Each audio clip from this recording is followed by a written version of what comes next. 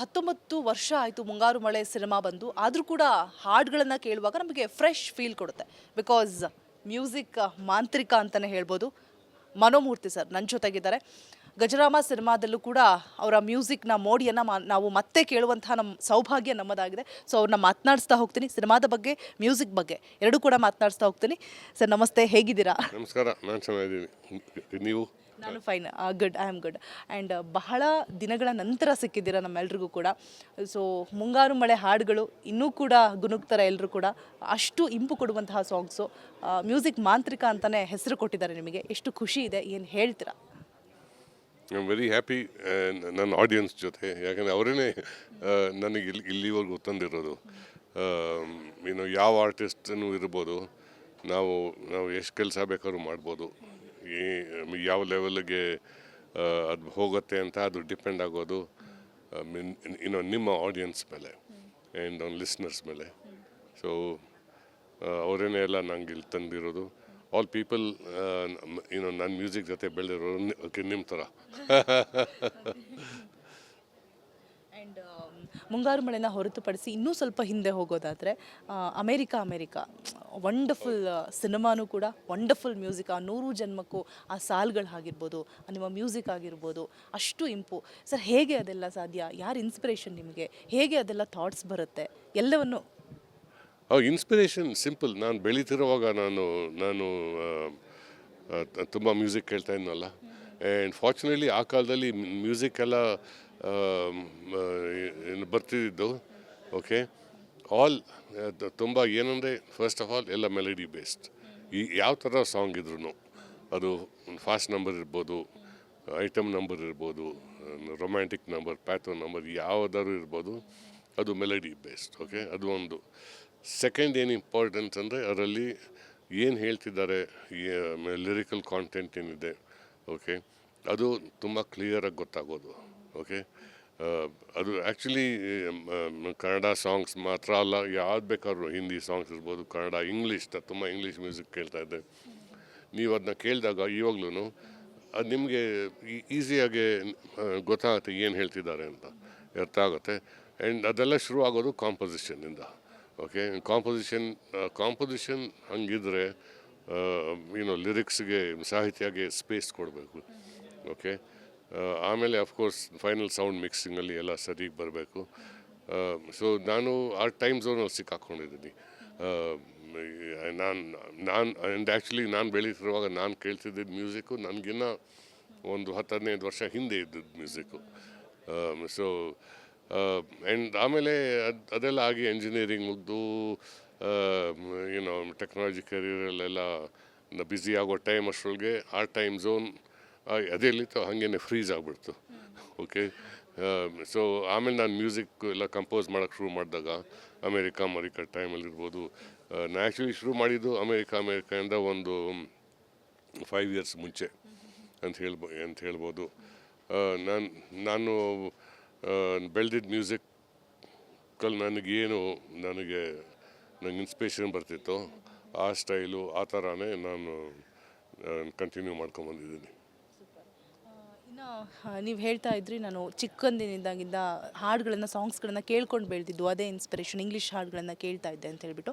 So ಆಗಿನ ಮ್ಯೂಸಿಕ್ಕಿಗೂ ಈಗ ಬರ್ತಾ ಇರುವಂತಹ ಮ್ಯೂಸಿಕ್ಗಳು, ಆ ಲಿರಿಕ್ಸ್ಗಳಾಗಿರ್ಬೋದು, ಸಾಕಷ್ಟು ಬದಲಾವಣೆ ಇದೆ. ಜನರು ಕೂಡ ಇಷ್ಟಪಡೋ ಆ ಒಂದು ಶೈಲಿ ಕೂಡ ಅದರಲ್ಲೂ ಬದಲಾವಣೆ ಇದೆ. ಸೊ ಏನು ಹೇಳ್ತೀರಾ ಸರ್ ಆ ಬಗ್ಗೆ ನೀವು? ಅದೇ ನಾನು ಹೇಳಿದ, ಅದು ಮೇನ್ ಏನು ಅಂದರೆ, ಆವಾಗ ಯಾವುದಾದ್ರು ಸಾಂಗ್ ಕೇಳಿದಾಗ ನೀವು ಲಿರಿಕಲ್ ಸಾಂಗ್ ಹಾಡ್ತಾ ಇರೋದು, ಇನ್ಸ್ಟ್ರೂಮೆಂಟಲ್ ಮ್ಯೂಸಿಕ್ ಅಲ್ಲ, ಬಟ್ ವಾಯ್ಸ್ ಇರೋದು, ಅವ್ರು ಏನು ಹೇಳ್ತಿದ್ದಾರೆ ಅದು ಅರ್ಥ ಆಗತ್ತೆ ನಿಮಗೆ. ಈ ನಡುವೆ ಎಲ್ಲ ಸಾಂಗು ಅಲ್ಲ, ಒಂದೊಂದು ಸಾಂಗ್ ಇವಾಗಲೂ ಹಾಗಿದೆ. ಬಟ್ ನಾನು ತುಂಬ ಕೇರ್ಫುಲ್. ಸಾಂಗಲ್ಲಿ ಲಿರಿಕ್ಸ್ ಇಟ್ಸ್ ವೆರಿ ಇಂಪಾರ್ಟೆಂಟ್. ಇಲ್ಲದ್ರೆ ಅರ್ಥನೇ ಆಗೋಲ್ಲ, ಗೊತ್ತಾಗೋಲ್ಲ ಏನು ಹೇಳೋಕೆ ಹೋಗ್ತಿದ್ದಾರೆ ಅಂತ. ಎಲ್ಲ ಸುಮ್ಮನೆ ಫೀಲ್ ಮೇಲೆ ಹೋಗುತ್ತೆ, ಡಿಪೆಂಡ್ ಆಗುತ್ತೆ. ಬಟ್ ಅದೇನಂದರೆ ಆ ಥರ ಪ್ರಾಡಕ್ಟು ಅದು ಉಳಿಯಲ್ಲ. ಅದು 1-2 ತಿಂಗಳು, 2 ವಾರ, 2 ತಿಂಗಳು, 3 ತಿಂಗಳು ಬಂದು ತುಂಬ ಹೈಪ್ ಕ್ರಿಯೇಟ್ ಮಾಡುತ್ತೆ, ಹೊರಟೋಗುತ್ತೆ. ಒಂದು 2-3 ವರ್ಷ ಆದಮೇಲೆ, 20 ವರ್ಷ ಆದಮೇಲೆ, 30 ವರ್ಷ ಆದಮೇಲೆ ನಿಮ್ಮ ತಲೆಯಲ್ಲಿ ಉಳಿದಿರೋಲ್ಲ ಅದು, ಬಿಕಾಸ್ ನಿಮಗೆ ನೆನಪಿರೋಲ್ಲ, ನಿಮ್ಗೆ ಗೊತ್ತಿಲ್ಲ ಏನು ಕೇಳಿದೆ ನಾನು ಅಂತ. ಮೇನ್ ಡಿಫ್ರೆನ್ಸ್ ಅದು. ಆ್ಯಂಡ್ ಅಫ್ಕೋರ್ಸ್ ಇವಾಗ ಟೆಕ್ನಾಲಜಿ ನಮಗೆ ತುಂಬ ಒಳ್ಳೇದು ಮಾಡಿದೆ.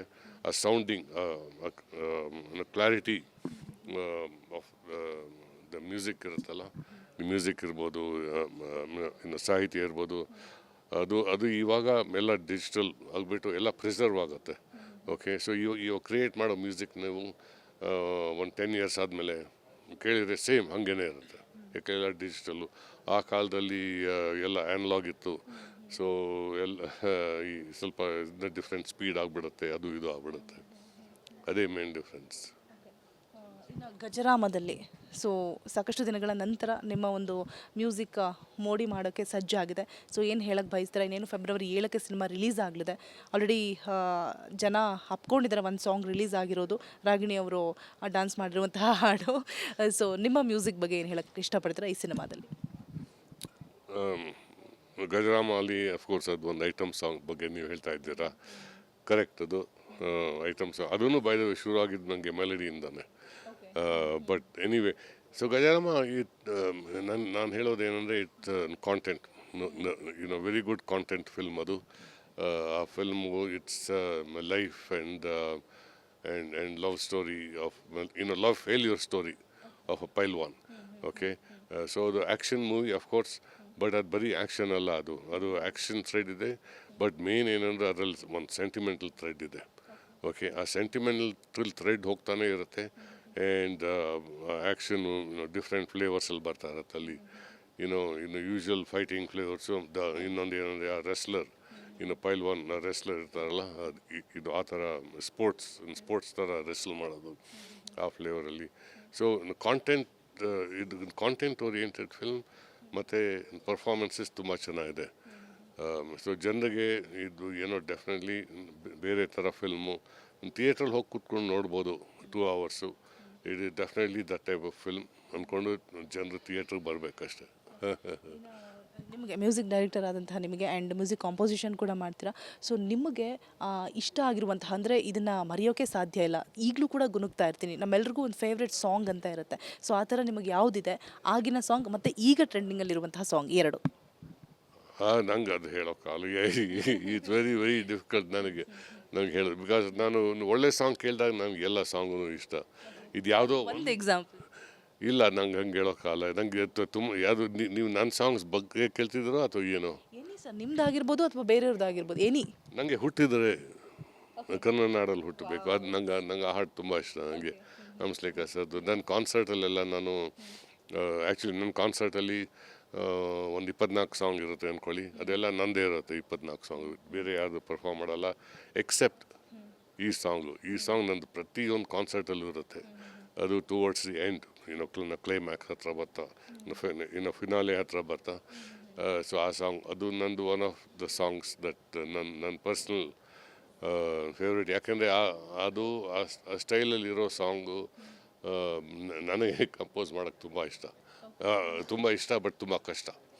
ಓಕೆ, ಸೊ ನಂಗೆ ಆ ಸಾಂಗ್ ತುಂಬ ಇಷ್ಟ. ಅದರಲ್ಲಿ ಏನೋ ಇದೆ, something very different in that song.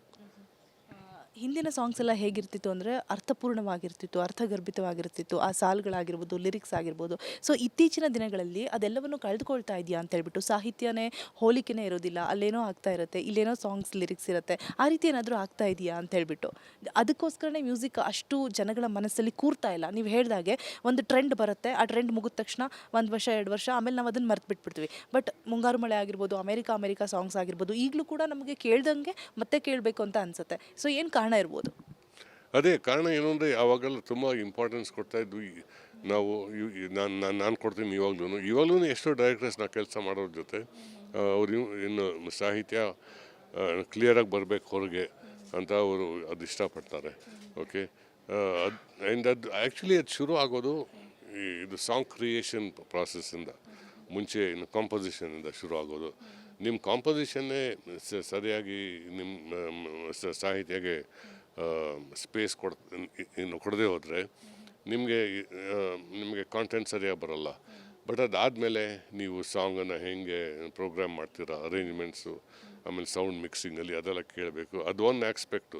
But ಇನ್ನೊಂದು ಏನಂದರೆ ಅಫ್ಕೋರ್ಸ್ ಇದು ಸಿಚುವೇಶನ್ ಏನಾಗ್ತಿದೆ ನೀವು ಹೇಳಿದ ಥರ ಸ್ಕ್ರೀನ್ ಮೇಲೆ ಅಥವಾ ಎಲ್ಲಾದರೂ ಸಿಚುವೇಶನ್ ಏನಿದೆ ಅದರ ಪ್ರಕಾರ ಸಾಹಿತ್ಯ ಮಾತ್ರ ಅಲ್ಲ, ಇದು ಮಾತ್ರ ಅಲ್ಲ, ಈವನ್ ಸಾಂಗೂ ಹಾಗೇ ಹೋಗಬೇಕು. ಸೊ ಎಲ್ಲರೂ ಅವ್ರ ರೆಸ್ಪಾನ್ಸಿಬಿಲಿಟಿ ತೊಗೊಂಡು ಅವ್ರ ಕೆಲಸ ಮಾಡ್ಬೇಕು ಸರ್ ಈಗ. ಇನ್ನು ಸರ್ ತಮಗೆ ಸಾಕಷ್ಟು ಪ್ರಶಸ್ತಿಗಳ ಗರಿಮೆನೆ ಒಲಿದು ಬಂದಿದೆ. ಆ ಪ್ರಶಸ್ತಿಗಳ ಬಗ್ಗೆ, ಆ ಖುಷಿ ಕ್ಷಣಗಳ ಬಗ್ಗೆ ಎಷ್ಟು ಹೆಮ್ಮೆ ಇದೆ ನಿಮಗೆ, ಅದನ್ನು ಮೆಲುಕು ಹಾಕ್ಬೋದಾ? ಗೊತ್ತಾಗಲಿಲ್ಲ ಕೇಳಿದ್ದು ಏನು? ಪ್ರಶಸ್ತಿಗಳು ನಿಮಗೆ ಒಲಿದು ಬಂದಿರುವಂತಹ ಪ್ರಶಸ್ತಿಗಳು, ಎಸ್ ಅವಾರ್ಡ್ಸ್. ಸೊ ಆ ಒಂದು ಖುಷಿ ಮೂಮೆಂಟ್ ಬಗ್ಗೆ, ಹ್ಯಾಪಿ ಮೂಮೆಂಟ್ ಬಗ್ಗೆ, ಹೆಮ್ಮೆಯ ಪ್ರೌಡ್, ಎಷ್ಟು ಪ್ರೌಡ್ ಇದೆ ಈಗ ನಿಮ್ಮ ಮೇಲೆ ನಿಮಗೆ. ಅದೊಂದು ನಾವೇನೋ ಮಾಡಿದಂತಹ ಒಂದು ಕೆಲಸಕ್ಕೆ ಪ್ರಶಂಸೆ ಸಿಕ್ಕಿದೆ, ಪ್ರಶಸ್ತಿ ಸಿಕ್ಕಿದೆ, ಅವಾರ್ಡ್ ಬಂದಿದೆ ಅಂದರೆ ಅದಕ್ಕಿಂತ ಹೆಚ್ಚು ಇನ್ನೇನು ಬೇಕು ಅಂತ ಹೇಳ್ತೀವಿ. ಸೊ ನಿಮಗೆ ಎಷ್ಟು ಖುಷಿ ಇದೆ? ನನಗೆ ಅವಾರ್ಡ್ಸ್ ಎಲ್ಲ ಅದೆಲ್ಲ ಬಂದಿರ್ಬೋದು, ಓಕೆ ಫೈನ್, ವೆರಿ ಗುಡ್. ಅದೇನು ಬಂತು ಅದು I accepted, I am thankful for it.